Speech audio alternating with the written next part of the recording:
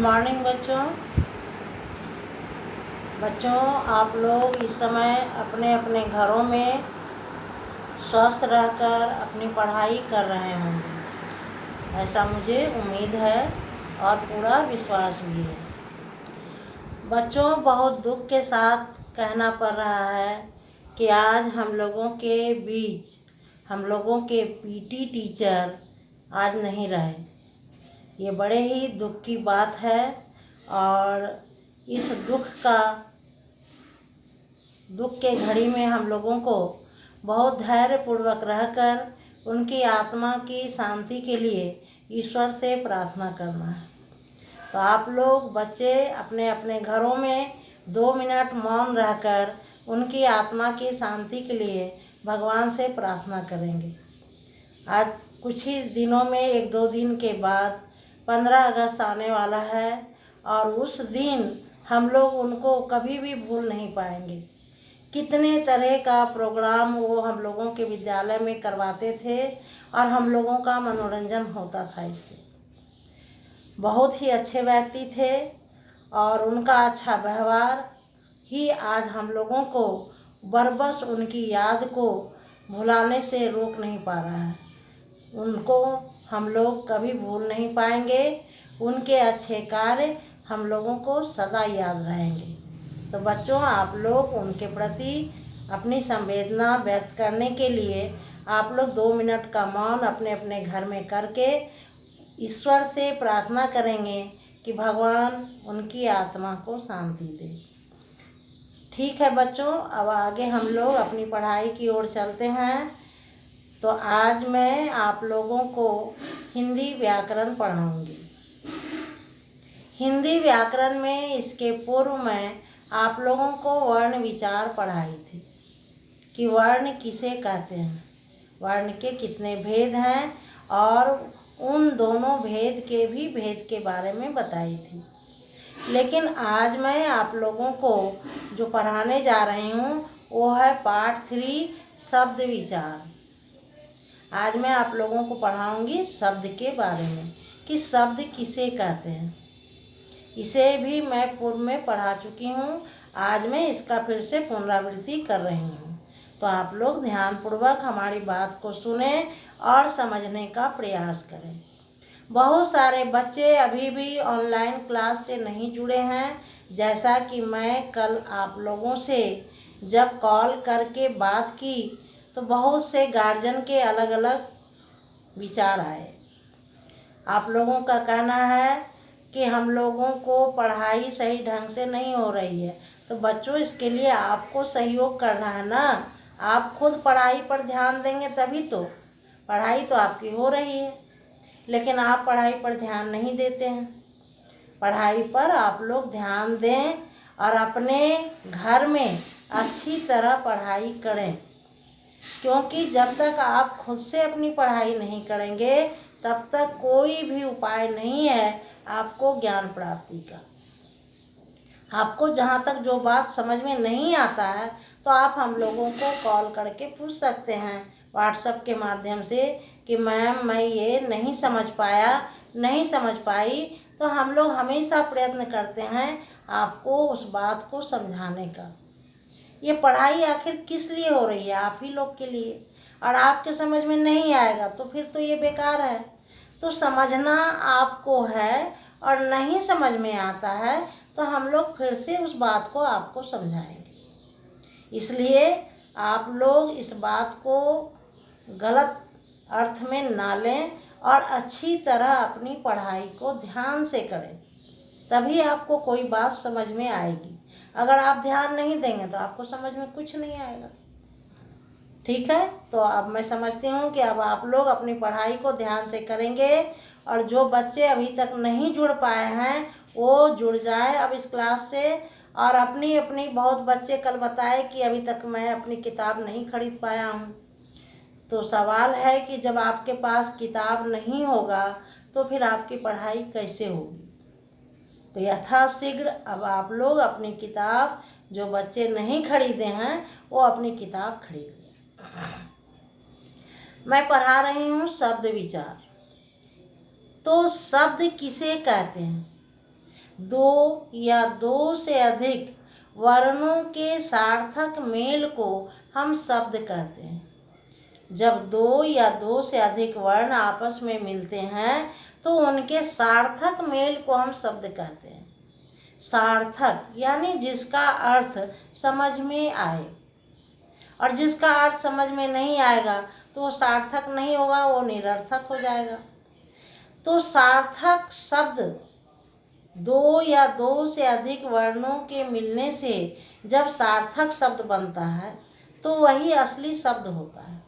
जैसे हम कहते हैं कमल, तो क, म और ल, यहाँ पर तीन वर्ण आपस में मिले हैं तो एक नए शब्द का निर्माण हुआ और वो शब्द बना कमल। जैसे ही हम कमल बोलते हैं तो समझ में आ जाता है कि कमल कोई सुंदर फूल है। तो बच्चों, ये है शब्द, यानी दो या दो से अधिक वर्णों के सार्थक मेल को हम शब्द कहते हैं। अगर मैं कहती हूँ ग, ल, च, तो ये भी वर्णों का मेल है, लेकिन क्या इससे जो शब्द बना उसका अर्थ कोई समझ में आ रहा है? ग, ल, च यानी गलच। अब गलच ना तो किसी व्यक्ति का नाम है, ना वस्तु का नाम है, ना कोई स्थान का नाम है, तो ये हुए निरर्थक शब्द। अब आप समझ गए होंगे कि शब्द किसे कहते हैं, यानी वर्णों के दो या दो से अधिक वर्णों के सार्थक मेल को हम शब्द कहते हैं। अब मैं आपको बताऊंगी शब्द के भेद के बारे में कि शब्द के भेद कितने होते हैं। तो सबसे पहले बच्चों, शब्द के भेद को 4 वर्गों में बांटा गया है। कितने वर्गों में बांटा गया है? 4 वर्गों में। तो वो क्या है?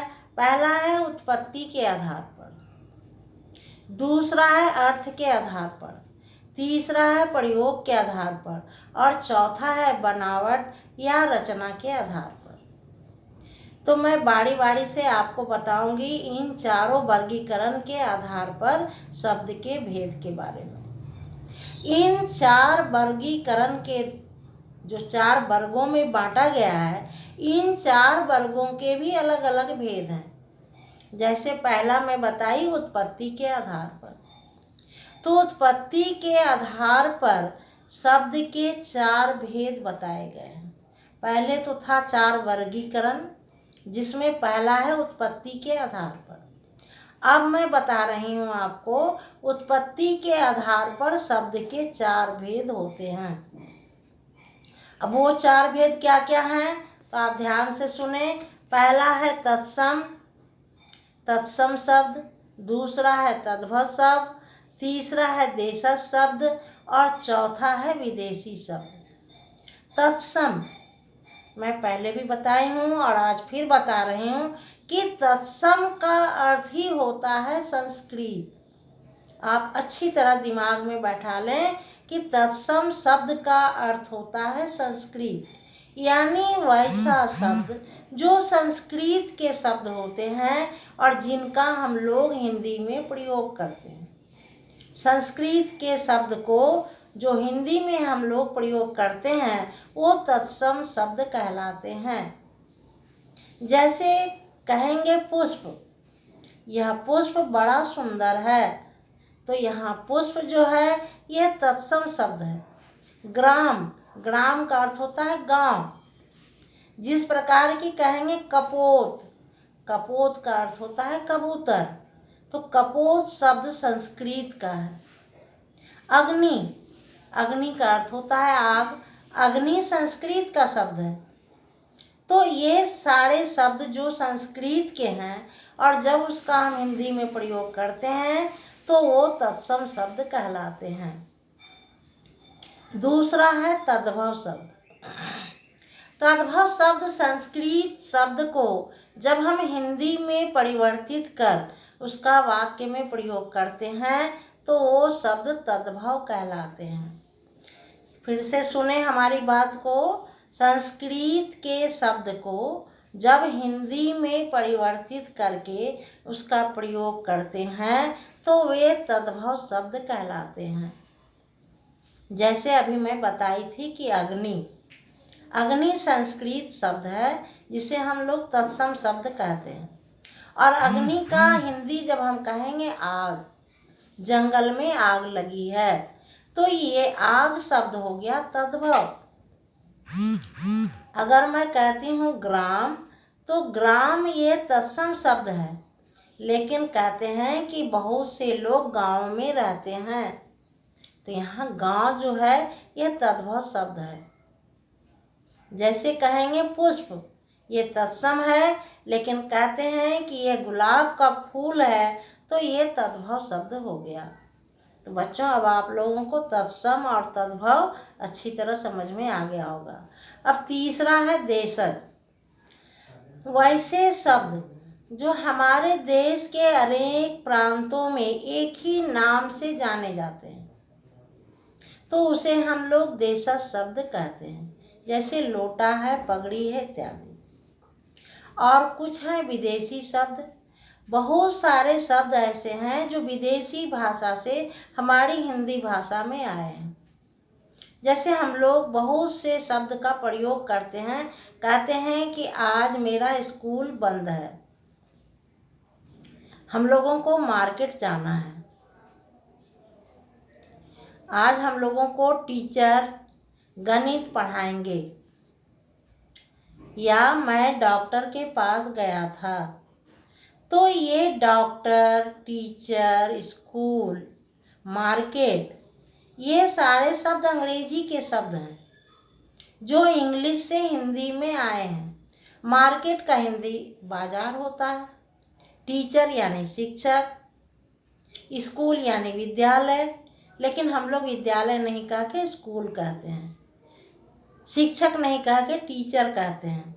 तो ये अंग्रेजी के शब्द का हम लोग हिंदी में प्रयोग करते हैं, तो ये हो गया विदेशी शब्द। तो ये था बच्चों उत्पत्ति के आधार पर शब्द के 4 भेद। अब मैं आपको बताऊंगी अर्थ के आधार पर। तो अर्थ के आधार पर आपको शब्द के 2 भेद बताए गए। अर्थ के आधार पर शब्द के 2 भेद बताए गए हैं, सार्थक शब्द और निरर्थक शब्द। सार्थक शब्द वे शब्द हैं जिसका अर्थ समझ में आता है, जैसे चाय, पानी, खाना, स्कूल इत्यादि, ये सारे सार्थक शब्द हैं। और वैसे शब्द जिसका अर्थ समझ में ना आए उसे निरर्थक शब्द कहते हैं। जैसे वाय, वाणी, स्कूल, ये सारे शब्द ऐसे हैं जिनका सही अर्थ समझ में नहीं आ रहा है, तो ऐसे शब्द को निरर्थक शब्द कहते हैं। अब है तीसरा वर्गीकरण प्रयोग के आधार पर।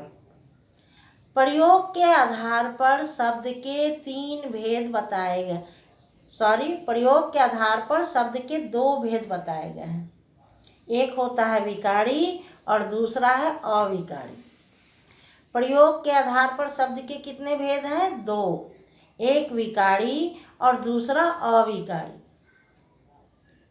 विकारी शब्द वो शब्द है जिसमें लिंग, वचन, कारक के आधार पर परिवर्तन किया जा सकता है, या जिसमें लिंग, वचन, कारक के आधार पर परिवर्तन होता है, वैसे शब्द विकारी शब्द कहलाते हैं।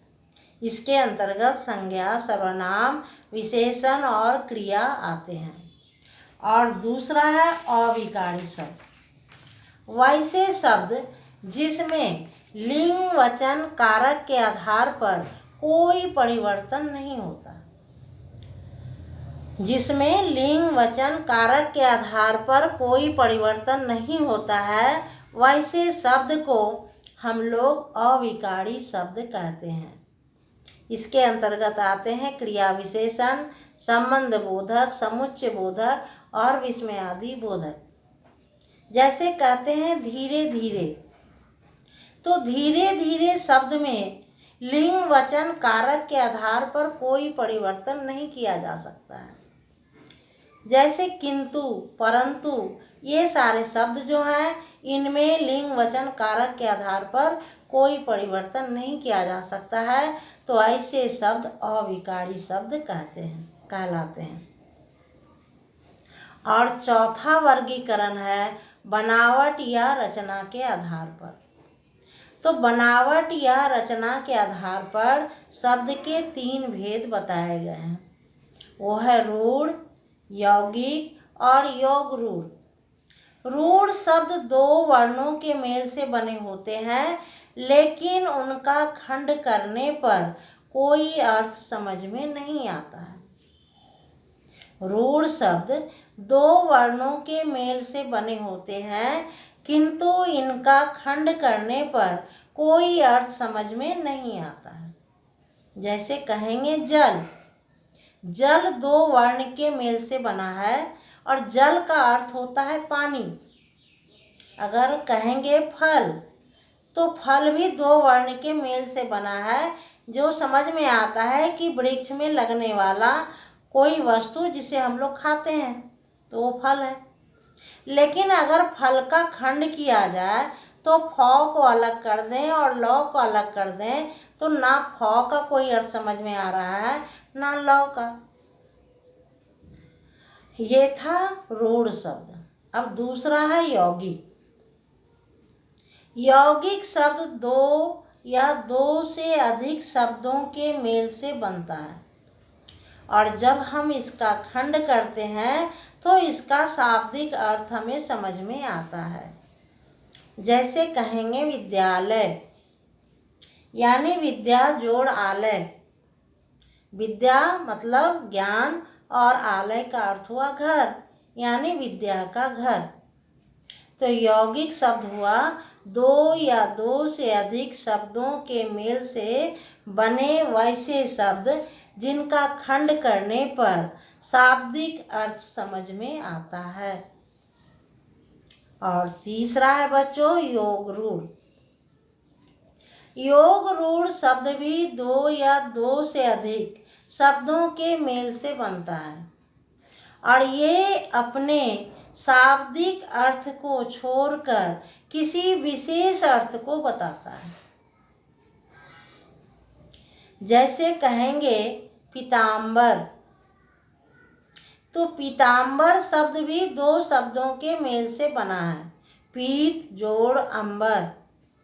पीत का अर्थ होता है पीला और अंबर का अर्थ होता है वस्त्र, यानी पीला हो वस्त्र जिसका, अर्थात भगवान विष्णु। तो यहाँ पर ये शाब्दिक अर्थ को छोड़कर विशेष अर्थ को बता रहा है कि पीला वस्त्र उन्हीं का होता है, यानी भगवान विष्णु। तो इस प्रकार से ये थे आपके शब्द और शब्द के भेद। तो बच्चों आप लोग इसको अपनी किताब में ध्यानपूर्वक पढ़ेंगे, तभी आपको पूरी बात समझ में आएगी। शब्द किसे कहते हैं? शब्द के भेद को 4 वर्गों में बांटा गया है और चारों वर्गों के अलग अलग भेद हैं।